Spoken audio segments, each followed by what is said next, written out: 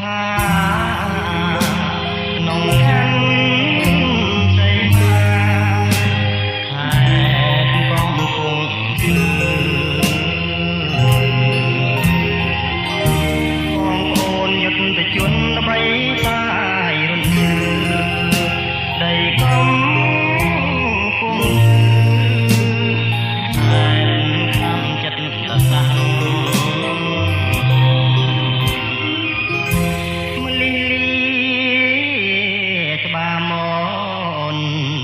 ជ្រកតាអនស្នេហ៍ខ្ញុំ